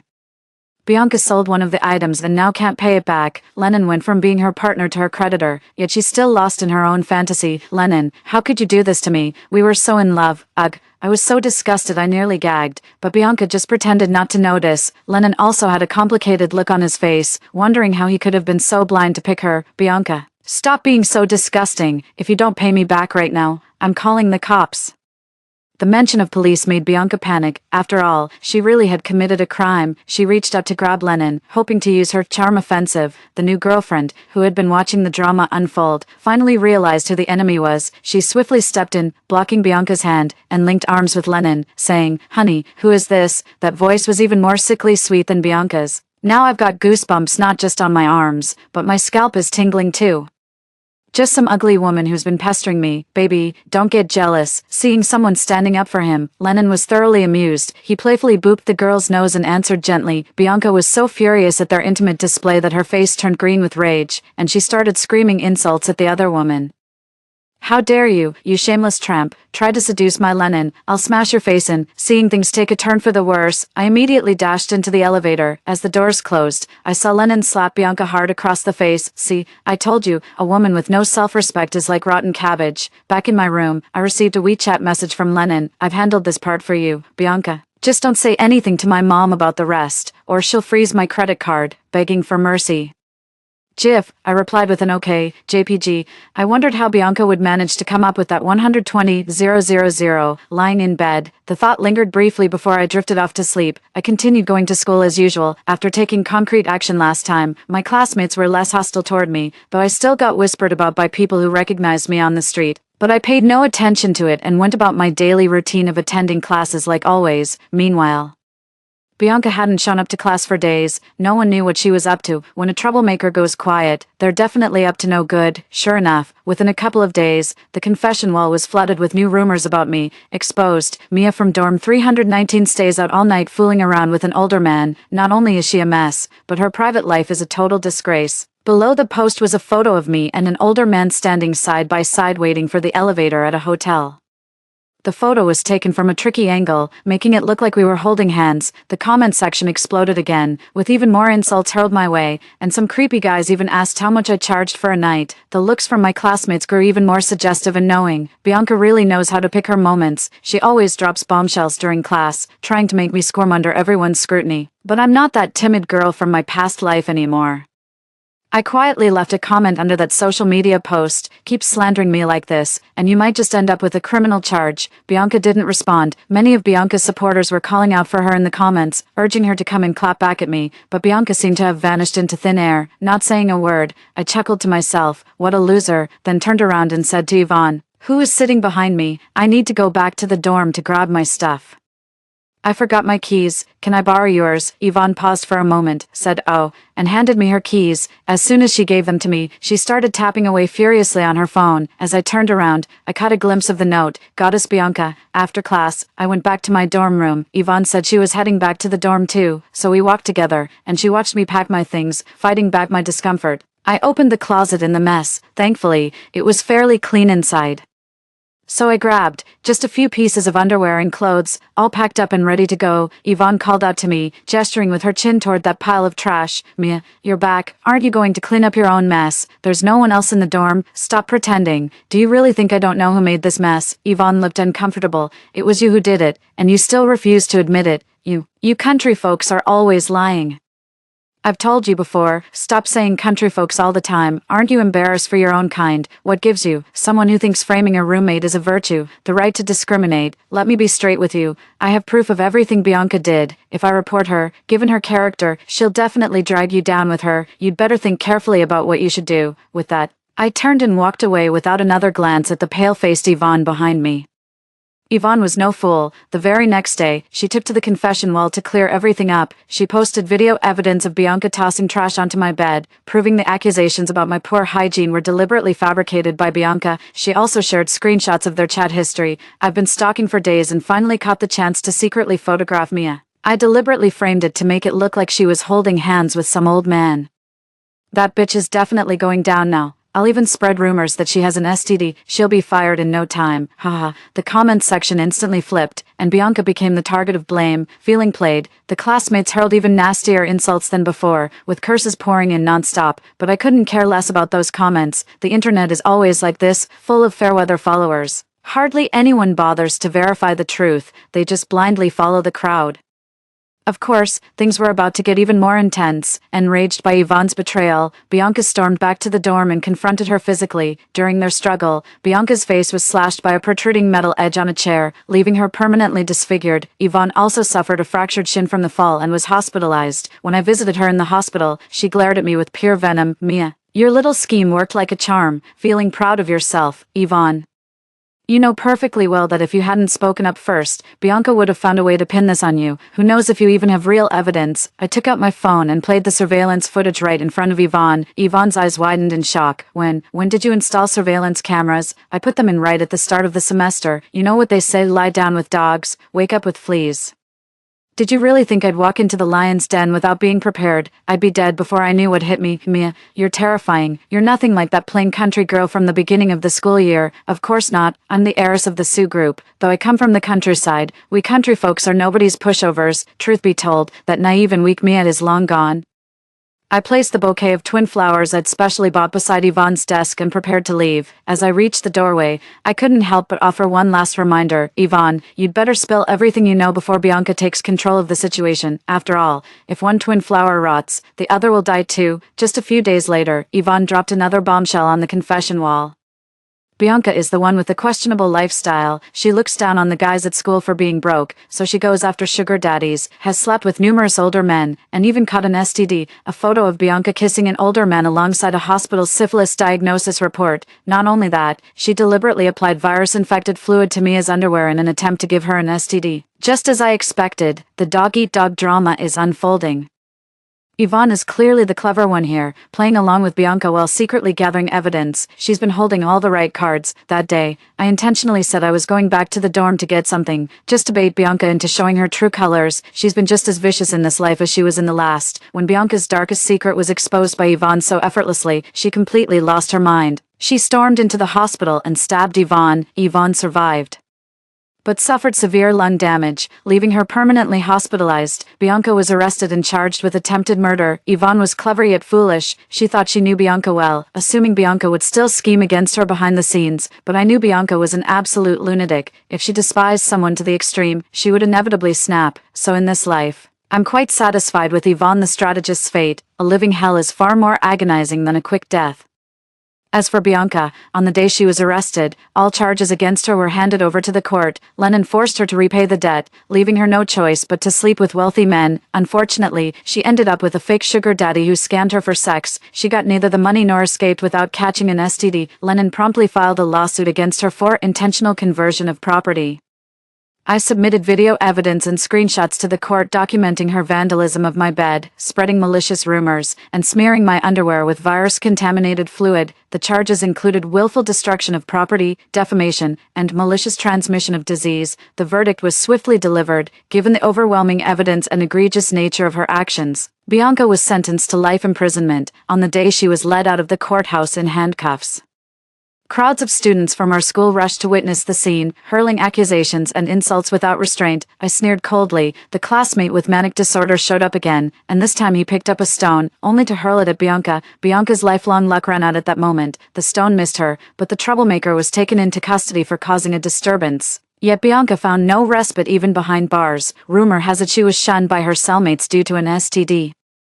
Beaten daily, which worsened her condition beyond treatment, she passed away not long after being incarcerated. In the end, good and evil will always get there, just deserts. Now, I'm about to embark on my new college life. The end. Story 2. My sister and I were twin koi fish in Guanin's Lotus Pond. After being sent by Guanin to the Dragon Clan to restore their fortune, blessed with exceptional fertility, I married the Dragon King and bore him many heirs. My sister, born with divine combat prowess, aided her general husband in battles against foreign tribes. The exiled dragon princess's return marked the instant collapse of our clan's divine fortune. My sister was cast into the mire by her divine might general, only to receive common blades from the princess. Those calloused hands of yours would only forge uglier weapons that repel all who see them. My Dragon King husband slaughtered our last born with his sword, fashioning the bones into trinkets for the princess' amusement. How dare a fated, sagging wretch like you aspire to be the dragon consort? Guanin sent emissaries to fetch us, promising ascension to immortality once we shed these demon forms through death. My sister, her demonic bones extracted, dragged her broken body to the execution platform and leapt without hesitation. Maeve, I'm so tired, I'm going home now. Watching my Dragon King husband dangle our child's skull before the princess in the distance, I could only laugh bitterly at my own folly. With those words, I leapt after my sister from the demon-slaying platform. As my sister and I fell entwined in each other's arms, our demonic forms shed to reveal immortal beings. Only then did two heart-wrenching sobs echo through the void. My sister and I were originally a pair of koi fish beneath Guanin's Lotus Pond. As the Dragon Clan had been declining for years, Guanin sent us down to restore their fortune. My sister, a naturally combative black koi, married a dragon general and transformed into a divine weapon to aid him against foreign enemies, while I, a red koi blessed with fertility, with the Dragon King to help him continue his bloodline, I tend to domestic affairs and continue our lineage, while my sister conquers lands beyond. Just as the Dragon Clan's fortune began to improve, their long-lost princess returned. The Dragon Clan's prosperity vanished overnight. We all knew the exiled princess was a foreign spy, yet they fell deeper under her spell, loving her to the marrow, refusing defeat. The younger sister sought out her god-of-war husband, but upon arrival, she witnessed the same warrior who once knelt before deities swearing eternal devotion to her, now accepting Lyriel's mundane blade like sacred treasure, that crude black sword's all calluses. Lyriel understands me with this iron blade. No battle shall defeat me. General Soren, now basking in military glory, seems to have forgotten how his sister sacrificed her own spine to forge a divine blade for his vengeance after their family fell in battle, the very weapon that made him invincible. That day, the legendary blackbone sword of the Dragon Palace was thrust into the mire, never to see daylight again. Yet General Soren spent that night watching meteors with Princess Lyriel across the Illusion Sea. I held my sister close and comforted her through the night. I truly believed my devoted husband would never betray me, until the day I gave birth, when I realized he'd long fallen for Princess Lyriel. Left alone in the delivery room, writhing in excruciating pain, I dragged my bleeding body to him, only to be met with his icy sneer. "Stop the theatrics, this isn't your first childbirth." Through tear-ridden eyes, I saw Princess Lyriel's triumphant, smug face, and felt my heart shatter into emptiness. "Your Highness, when shall we be blessed with a child? Lyriel shouldn't bear the loneliness of the palace alone." They had spent the night in carnal pleasure while I screamed through childbirth, my heart wrenched with anguish torment, when his dragonkin faced extinction without heirs. It was I who drained my life essence time and again with fertility rites to gift him descendants.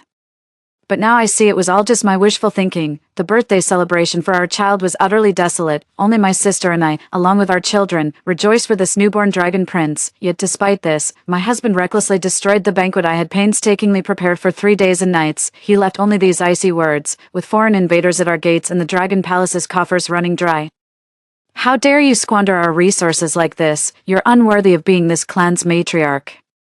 I stared at the shattered porcelain littering the floor, my son's tender skin pierced by the shards, my heart twisting into knots, all because my banquet inconvenienced his plans to accompany Princess Lyriel to see the abyssal auroras. He smashed everything to pieces without hesitation, my heart along with it. I watched my husband walk away resolutely with Princess Lyriel in his arms, smiling with quiet acceptance. Both my sister and I knew this exiled princess returning home was actually a spy sent by the merfolk, so Orin never loved me after all. Even knowing it was a pit of fire, he still leaped without hesitation, willingly abandoning the draconic fortune I'd fought centuries to build for him. Piece by piece, I picked up the shattered porcelain from the floor, letting the shards cut my hands as I gave my sister a resigned smile. Little sister, perhaps we were wrong from the very beginning. Our mistake was loving them, now we're left battered and broken. My sister touched the hollow space where her spine should have been. Maybe everything went wrong the moment she first ruthlessly severed it. Elder sister, let's go home. I gazed at the children filling my hall and sighed to my sister. Silly girl, your elder sister can never go back now. Indeed, there's no turning back for me. I still have children. Infants swaddled in their blankets. I could never bring them all before Guanyin. Nor could I bear to abandon the children I've raised. Guanyin had long warned us that saving the dragon's fortune would be an arduous path. If the road seems too treacherous, there's always a place for us in the lotus pond of the southern sea. But I can't bear it. I simply can't. I cannot leave. My child is both my shackles and the lock I willingly let my husband fasten upon me. My sister's eyes reddened, tears pooling at their rims. Sister, if you won't leave, neither shall I. This dragon palace is so heartless. How could I abandon you to suffer here alone? I gently wiped the tears from my sister's face, my heart softening with compassion. I told her we'd return to heaven once the babe in swaddling clothes could stand on its own. But I was wrong. My child wouldn't live to see its first birthday. At night, I cradled my child to sleep. The moment I closed my eyes, a deafening explosion jolted me awake. Peering outside, I saw my sister's palace completely surrounded by draconian soldiers. I charged toward my sister's quarters without a second thought. As I burst through the palace gates, I witnessed my sister, her body riddled with sword wounds, being repeatedly struck down by her general husband, only to rise and fight again, my heart wrenched with unbearable agony. Soren, how dare you treat my sister this way? Yet Soren's icy blade seemed to grow sharper as it swung down toward my sister once more. Kina, that stone turtle of yours wounded my Lyriel. I merely struck it down with my sword. What crime is there in that? Ignoring her own wounds, my sister gathered the barely breathing pebble in her blood-stained hands, its shell already separated from its body. It slowly raised its head, then drew its last breath. Sister sobbed hysterically. I'll kill you, kill you. Yet Princess Lyriel threw herself into Soren's arms in terror. General, I'm so frightened. I was merely strolling through the garden when, to my utter shock, that stone tortoise suddenly turned murderous. They say pets take after their masters. That tortoise's uncanny intelligence proves someone must have incited it to attack. But let's be honest, this is Lyriel's fault. Had I not been idling in the garden, none of this would have happened. My fault, all my fault. Soren held Princess Lyriel even tighter in his embrace, with peach blossom eyes brimming with tenderness. He whispered softly, don't be afraid, Lyriel, with me here, no one can harm you. Yet how could Soren not know that Pebble was the mystical turtle my sister and I brought from the Lotus Pond? His countless victories against foreign tribes were largely due to the stone turtle's divinations, which helped him read battlefields and celestial signs, earning him legendary fame and glorious military achievements. Yet now, he had slain Pebble with his own hands. It felt like a blade had been plunged into her sister's heart, bleeding her dry. Soren, how could you be so heartless? Beneath her delicate facade, Princess Lyriel curled her lips in a provocative smirk. They say you're the divine general's favored weapon, the blade he can't wield without. Looking back now, I was completely out of my depth. The younger sister charged at Princess Lyriel with a trembling voice. Yet again, Soren struck her down to her knees. Veins bulged across Soren's iron-dark face as he stomped on the kneeling girl. He knew his sister had no backbone, so he aimed for her weakest spot and stomped down mercilessly. Her face drained of all color in an instant, deathly pale. Kina, don't push me. A cold laugh escaped her lips as she spat out a mouthful of dark blood. No one in this world ever forced your hand. Every choice stems from your own will. Spare me the noble act. Since when did betrayal sound so righteous? Without a moment's hesitation, I drove my blade toward Soren. I knew his lifetime of battles meant this fight would drag on endlessly. For my sister's sake, I swear I'll make him pay. Surprisingly, Soren didn't even flinch from this sword strike. Instead, with bitter resentment in his eyes, he looked down at my sister and said, "This strike repays your debt. From now on, we go our separate ways." Watching dark blood gush from my sister's chest, I cried out in anguish, "Go our separate ways, Soren. Have you forgotten how I fought tooth and nail to avenge your family when the merfolk slaughtered them all? But now, you've fallen for the very mermaid who slaughtered your entire family." A vein throbbed at Soren's temple. "Silence. She's the lost Princess Lyriel. How dare you slander her? Can't see it, or won't see it. It's always been about choice. Soren kicked my little sister to the ground, her clothes torn and covered in grime. I carefully lifted her battered body, my heart aching with sorrow. Sis, it hurts so much. Our Pebble's gone. He was just a baby. Gently wiping the tears from my sister's eyes, my heart twisted in pain. How could Soren possibly bring himself to do it? Pebble was the spirit turtle Soren had watched grow up. Step by step, we treated him as our own child, only for him to meet such a tragic end. Even in Pebble's final moments, he smiled and begged me to forgive Soren. The fury I'd been suppressing finally erupted. What began as resentment toward Princess Lyriel for stealing his affection has now curdled into pure hatred. Was it her who rendered all our efforts worthless overnight, or did she manipulate Soren into murdering Pebble, the creature we'd nurtured with such care? I raised my sword and lunged recklessly at Princess Lyriel, but the moment the blade touched her chest, my strength drained away and I collapsed to the ground. My blood boiled in my veins as I forced my head up through sheer will, crimson eyes blazing. I knew my husband had arrived. Only he, wielding my soul-shifting demon pearl, could control me so utterly. Ha! I spat out a clot of blood from my chest, letting out a pained, wretched laugh. So this was my reward, the husband I'd nourished for decades with half my demon core. The man who'd been on the brink of death with his spiritual energy scattered, now using that very power to force me to my knees.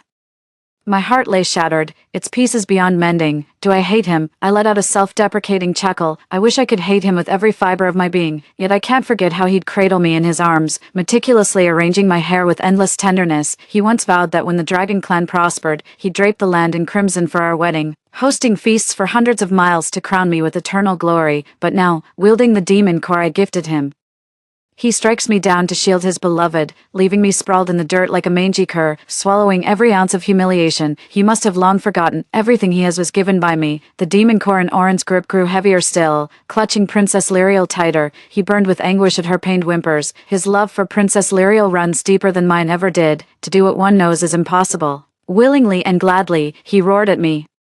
If you so much as harm a hair on Lyriel's head today, you'll regret it. I laughed bitterly. Years of deep affection couldn't withstand another woman's faintest whimper. He said it was my consuming jealousy that locked me and our child in the abyssal darkness of Dragon's Abyss. The abyss was filled with stagnant water. In our darkest hour of starvation, I slit my wrist and fed the child drop by drop of my lifeblood. In my delirium, I saw a burst of firelight explode across the horizon, so blinding. I'm certain Oren is trying every trick in the book to court Princess Lyriel. After all, when he once caught 1,000 firefish to create an underwater galaxy for me, I too believed he loved me deeply. But the next instant, as sparks erupted, I sensed my child's presence, my heart wrenched in agony as I collapsed to my knees, choking on silent sobs. Those explosions lighting the horizon weren't mere fireworks. They were my children detonating one by one from spiritual energy overload. Like a madwoman I scaled the cliff face repeatedly, sacrificing my last half-demon core until my hands were raw bone. Finally dragging myself ashore, I charged toward the palace in desperation, only to arrive as my last child, forced full of spiritual energy by my once-beloved husband, their own father, was hurled skyward in a burst of flames. My mind went blank with shock as I screamed at the final explosion lighting the heavens, and oh, only dismembered limbs falling like petals answered me. Lyriel. Is it beautiful, these flames lighting up the sky? I set them ablaze for you alone. Oren's voice pierced my ears as I knelt in the bloodied filth, gathering my children's remains piece by shattered piece. Fragments of memory swirled relentlessly through my mind. They promised to grow up well and follow me to the lotus pond of the South Sea someday, to see where I once thrived. But now, everything is gone. I charged at Oren recklessly with my sword raised, only to be struck down by Oren's palm. His face as grim as tarnished iron. Maeve, how much longer must you keep up this tantrum? My bloodshot eyes streaked with tears as I cradled the shattered remains of our child piece by piece. Oren, you slaughtered all our children, yet still dare claim I'm being hysterical, that I'm jealous of this woman. Oren scoffed with glacial disdain. Weaklings who couldn't sustain mere spiritual energy deserve no place as my heirs. I let out a slow, bitter laugh. Unworthy, you say. Have years of bearing your countless heirs made you forget your feeble imperial destiny that you were fated to be childless? Each child was born through my sacrifice, nourished by my very essence through 10 moons of pregnancy, so in the end, none of them were worthy to be called your children. I'm exhausted, too weary to argue anymore. I slowly close my eyes, wishing this were just a bad dream. He still calls me Maeve, gently styling my hair. This time was different. He threw me into a pitch-black dungeon with no hope of escape. He wanted me dead. In that dungeon, I watched as my best friend was whipped until not an inch of her skin remained unbroken. We clung to each other, sobbing uncontrollably. Sister, it hurts so much, so much. Am I dying? Why can I see you? I watched my sister, once peerless in beauty and battlefield grace, now curled on the ground like a dying dog. No matter how hard I tried to hold back, The sobs came wrenching out. "Don't be afraid, little sister, I'm here, I'll always be here." My sister slowly raised herself, her bloodshot eyes studying me intently once more. Our gazes met repeatedly before dissolving into tearful embraces. "Sister, I can never return to the battlefield again. Soren stabbed me 3 times, 6 wounds, for Princess Lyriel's mortal weapons. He carved my flesh piece by piece to forge divine arms for her. He said it was just a piece of my flesh, all for the sake of our homeland, yet I watched him carve chunks from my body, groveling before those very merfolk who slaughtered his entire family. Sister, it hurts so much. I miss home, the lotus pond, Pebble, and you." My heart seized. Home. Do I still have one? I remember swimming freely with my sister in the lotus pond, when we were still innocent of love, only filled with wistful longing, but now we're both weary, longing for home, sister. Do you think we can ever return to the lotus pond, without my spine? I fear I never could, but you, the crimson koi blessed by celestial fortune across all seas, you'll surely make it back. I couldn't bear to tell her that the last fragment of my demon core had just dissipated as well, sacrificed for my deceased child, for this kingdom, my sister, and I have already lost far too much. Then suddenly, a divine chant echoed simultaneously in both our ears: "Red child, black child. The dragon clan's fate is spent. Knowing you've given your all, I've specially obtained 2 dragon transformation pills for you. Take this elixir, shed your carp form and transform into a dragon. Then join me in cultivation at the southern sea. Will you become dragons? We can actually become dragons. Indeed, you've attained enlightenment of the heavenly way. We can finally ascend to immortality. 100 years. We've waited a full century here." My sister and I embraced each other in tears. The lotus-bearing attendant of Guanyin told us that by shedding our mortal flesh, we could instantly cast off our demon forms and ascend as dragons. One may await natural death, or alternatively, suicide also counts as abandoning the physical form. Little sister, are you afraid of pain? Not at all. We exchanged knowing smiles. It seemed we'd both chosen to end our lives, to leave this sorrowful place behind sooner. After all, ascending as dragons was the dream we'd waited centuries to fulfill. My sister and I had resolved to dash our heads against the prison walls, when news suddenly arrived from beyond the frontier. The undefeated god of war had suffered his first defeat. Now he was dragging his battered body back to the capital to beg for punishment. My sister slowly conjured the black-boned sword Soren had once discarded into the mud, smiling with quiet resolution. All these years of unbroken victories gave him too much confidence. He actually believed he could still command the winds and clouds without me, but he'd long forgotten, back when he was frail and weak, it was I who patiently taught him swordsmanship, who reforged divine weapons from bones for him. I wiped the tears from my sister's eyes and told her, "Rather than dying in disgrace, let them know it was us who chose to walk away." Before the demon-slaying altar, my sister and I stood embraced, shouting toward the dragon palace. "The dragon clan's reign is over. Oren, you've disgraced our ancestors." Yet at that moment, the dragon king Oren arrived in haste, clutching the skull of my still swaddled child. My heart froze in an instant. I know Oren must despise me now. But what wrong has our child ever done? He's just a baby who hasn't even seen a full month of life, yet Princess Lyriel kept toying with my child's severed head, wearing that innocent expression. "Oren, the skull of the full moon is still too tender. We agreed to let it grow before the slaughter." Bitterness slowly consumed my heart. I knew Princess Lyriel must despise me. Dragons and merfolk were ancient enemies. When the merfolk nearly drove our kind to extinction, it was I who rallied with Oren to turn the tide as our kingdom fell. She was a merfolk spy, born with unnatural allure. She feigned frailty to play on Oren's sympathy, manipulating him to slowly destroy me. I knew she was the mermaid princess who'd lived in luxury half her life. Back then, my sister and I led the dragon warriors to storm their merfolk palace. Soren should have struck her down, but my sister and I spared her out of pity for her youth. She lost her home beneath the iron hooves of Oren and Soren. Yet the merfolk had plagued these shores for years. Her wealth was built on others' suffering. We left her silver coins. She too deserved a life unbroken. Refusing her people's demise, she fought through thorns to throw herself into Oren's arms. I know she hates me. All she ever wanted was my life. Princess Lyriel cooed again. "Oren, I want to see sparks fly once more, but this time, I want to see theirs." Princess Lyriel's hands trembled as she pointed rigidly at my sister and me.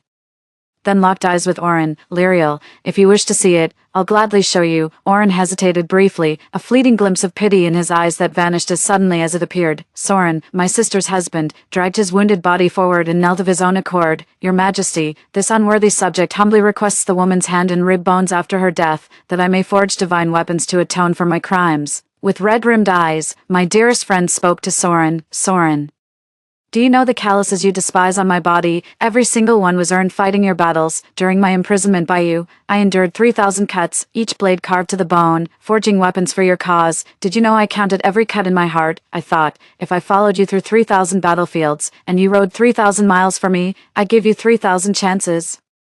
Yet you didn't spare a single one of those 3,000 blades, all fell upon me. Now is the time for us to let go. My sister swallowed the dragon transformation pill in one gulp, then leaped off the demon execution platform. I wonder what was going through Soren's mind during those brief moments watching my sister plummet straight down. My vision blurred as I reached out weakly, grasping at empty air. I looked up at my husband seated high above me, watching as he toyed with our child's skull to amuse his Princess Lyriel, and smiled with quiet resignation. Oren, we shall never meet again. I leapt from the demon-slaying platform, but the demonic winds weren't as sharp as I'd imagined, blunt, almost dull, as the blades carved into my flesh. I wondered if Oren would weep for me too. After all, this was the man who'd once sobbed uncontrollably watching me endure labor pains. I know him all too well, both the love and the hatred.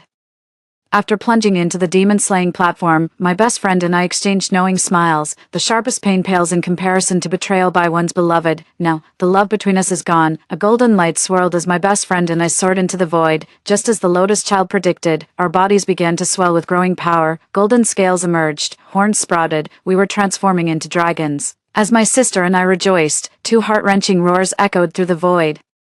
They won't die, they shall not perish. Having regrets now, my heart had already turned to stone when you kept loving Princess Lyriel despite knowing she was an enemy spy. Now that all mortal ties are severed, my sister and I have transformed into dragons. Every dawn henceforth shall be glorious. We returned to the Lotus Pond and soaked there for 3 full days and nights. On the 3rd day, my little sister suddenly let out a scream. I thought she was having a nightmare, reliving her days in the mortal world, but when I looked down, I saw Pebble gently licking her body. I rubbed my eyes in disbelief. Pebble, you're alive. Pebble peeked out with just its head, grinning smugly. The spiritual energy here is incredible. In just a few days, I'll fully recover. You better pick the most beautiful shell for me then. We hugged each other in tears. Pebble, you're actually alive. Yes, I'm finally alive. Pebble tossed her head proudly. Well.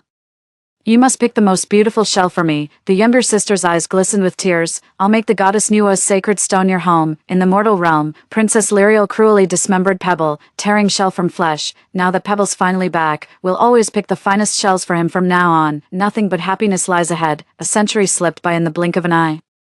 My sister and I occasionally take Pebble to Southern Hill to bask in the sunshine and watch the sunrise and sunset. I can't help but marvel at how long it's been since I left the mortal world. Time is the best healer. I've nearly forgotten all those things I went through. Only when I occasionally glimpse the scars on my belly do I remember Oren kneeling repeatedly before the gods, praying fervently during my first childbirth. Just as I was beginning to forget it all, the Lotus Child suddenly led 2 strangers to the southern mountains. My sister and I rubbed our eyes several times by the Lotus Pond before daring to believe it was Oren and Soren following the Lotus Child. Instinctively, my sister and I pressed closer together. The next moment, Soren and Oren choked up simultaneously. Maeve, Kina, we've finally found you. I stood frozen, instinctively resisting the urge to unleash waves of killing intent that would send Oren flying. He spat blood, crimson eyes burning as he crawled toward me inch by inch. I involuntarily stepped back, my heart skipping a beat when he raised his hand, but the next moment, Oren dropped to his knees before me, slapping his own face repeatedly. Maeve, I was wrong. Maeve, please come home with me. Is this a plea for me? But ever since I leaped from the demon-slaying platform, the Lotus Pond has been my only home. I smirked coldly, looking down at Oren kneeling on the ground. Once, it was me who knelt there, begging him over and over. No matter how he comes or why he's here, I'll never forgive him, because the moment she chose Princess Lyriel, my heart shattered beyond repair. Soren knelt on the ground like a dog, begging his sister over and over to change her mind. They claimed Princess Lyriel's siren enchantment had bewitched them, making them favor her against their will. They never imagined we'd leave over this. They loved us, only to realize after we'd gone that they couldn't live without us. Couldn't forget us. Lying awake night after night with aching hearts, I couldn't help but let out a cold laugh. Enchantments may deceive the eyes, but never the heart. If this love runs bone deep, how could they bear to watch us suffer so? For a century after our departure, the dragonkin never won another battle, nor welcomed a single dragon-born heir. They severed 1,000 years of their lineage's destiny. Yet I know they never regretted it. They simply grew fearful, and so remembered us. They demanded our docility, our compassion, our obedience, to be nothing but their women. They conscripted us to wage their wars and bear their heirs, reducing us to hopeless captives. Only when their dragonkind crumbled did they turn back, remembering us who'd given everything, but our love had withered. A century had passed since we last met, and Oren had aged considerably. The wrinkles on his face had multiplied, while the youthful arrogance had faded, yet when he clung to my leg in tears, begging me to return, I could still see glimpses of that same proud, indomitable Oren from our youth. Some hatred never fades. When he imprisoned me in Dragon's Abyss for torture, when he slaughtered all my children to curry favor with Princess Lyriel, those are wounds time cannot heal. My sister raised her sword and thrust it straight towards Soren. Soren once vowed that a single strike of the sword would sever all ties between us forever. Now my sister shall be the one to cut him down with her own hands. I watched as my former husband Oren knelt weeping on the ground, his eyes brimming with tears. Maeve, I beg of you, would you look at me one more time? Let me spend the rest of my life making up for how I failed you before. I stared at his face in a daze. Oren, do you still remember our firstborn's face? He was your first son. You lifted him high that day. Declaring yourself a father at last, you swore you'd never fail us, that you'd care for me and our child all our lives, yet in the end, you murdered our child, and I leaped from the demon-slaying platform. All these years, I've loved you and hated you in turn. Now I want no more entanglement. Your vows are like rotten cabbage in the gutter, utterly worthless. Maeve, I was wrong before. Give me another chance, won't you? Gazing at Oren's earnest face, I smiled with resignation. You say you love me. How will you prove it? Oren pleaded. Maeve, I'd do anything for you, even die for me. Oren hesitated for a moment, then nodded. I handed him a knife, suddenly feeling like I'd been transported back in time. Oren stood trembling, tears welling in his eyes as he clutched the dagger without daring to move. I contemptuously knocked the blade from his hand. Oren, you're still the same selfish wretch. You'll never repay this debt, not in this lifetime or the next. I could never forgive you. Oren collapsed to the ground. Unable to believe I'd leave so resolutely, he cried out to me, Maeve, I was wrong, but neither my sister nor I looked back. They claim to love us yet push us away with their own hands, only to come crawling back when their empire crumbles, begging us to restore their fading glory. Love, that died ages ago. They can't even muster enough energy to hate us properly. Indeed, time has eroded everything between us. My sister and I shall never again be trapped in these desolate mountains. From now on, we'll ride the tides as carefree immortals. Princess Lyriel, the untold tale. I am the last princess of the merfolk. When the heavens sent their chosen maiden, the doomed dragon clan launched a desperate counterattack, slaughtering every last one of my people in a single night. They call us merfolk born evil, yet they carve the pearls from our kin's skulls with their blades. They claim righteousness, but are no better than common thieves. Yet they made one fatal mistake. They let me live. You slaughtered my entire clan, yet dare tell me to live virtuously from now on. This world has always been about the strong devouring the weak, young and defenseless without parents. I was seized by the old shark king as his plaything. I'll never forget how his foul fangs would sink into my tender flesh every full moon, tormenting me through the night. I wanted to run, but I was just a child. They tore down my sanctuary, then told me to go on living.